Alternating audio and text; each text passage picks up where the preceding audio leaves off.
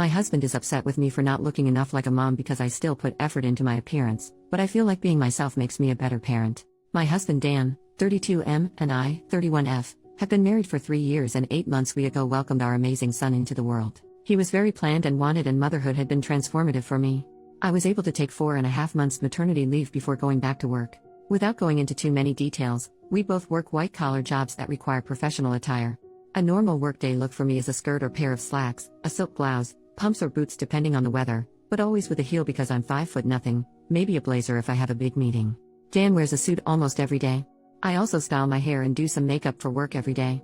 This is what I wore before our son was born and what I continue to wear. Dan and I are pretty even in sharing parenting duties. I tend to take mornings because I'm more of a morning person than Dan. A normal morning for me starts early, short workout, shower, get baby up, get baby ready and baby off to Dan because the daycare is on Dan's way to work. I'm normally dressed at the tail end of this process, but I keep my robe on over my clothes in case my son wants to give my outfit something to remember him by on our way out the door. For the last month or so, Dan has been more irritable than normal in the morning. There have been side comments if he gets up and I'm drying my hair or getting dressed, basically if I'm not 100% focused on my son in the AM. Our son is happy playing and supervised, so I just chalked it up to morning moodiness, but it's been getting worse. Last night I brought it up in what I thought was a neutral, non-confrontational way. Basically his answer was this: his mom was 100% a mom after her kids were born. She gained a fair amount of weight after she had kids and never tried to lose it. She wore sweatpants every day and works a job where she wears a uniform, so if she wasn't in her work uniform she was in sweats and a t-shirt. She never did her hair or makeup. Her entire identity was being a mom, and she shared with me how hard it was to watch her kids start their own lives.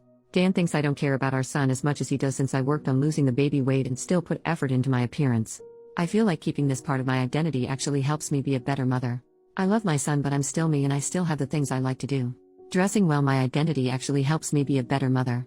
I love my son, but I'm still me and I still have the things I like to do.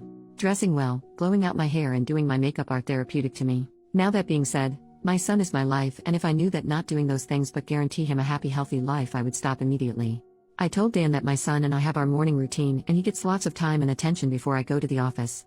Dan said he wasn't looking to fight, but he just wanted me to think about my priorities and my time management. Is it normal for new moms to totally sacrifice all the things you like to do? Is this a sign of something deeper I need to address with my husband? Update: 10 days later. I had no idea my post would get so much attention. There was a lot of really solid advice, and one creepy private message warning me that by dressing in business attire and wearing lipstick and heel I was being overly intimate around my child and that would turn my son into a serial killer. Stay gold, Reddit. A couple of clarifying points. 1. My mother-in-law did work when my husband was growing up. She just did not have an office job. She works in a medical field and wears scrubs every day. When she's not in scrubs, she's in sweatpants. Seriously. For our wedding, his family started a pool about whether or not she would wear sweats to the wedding. 2. I did not suddenly get hot after my son was born.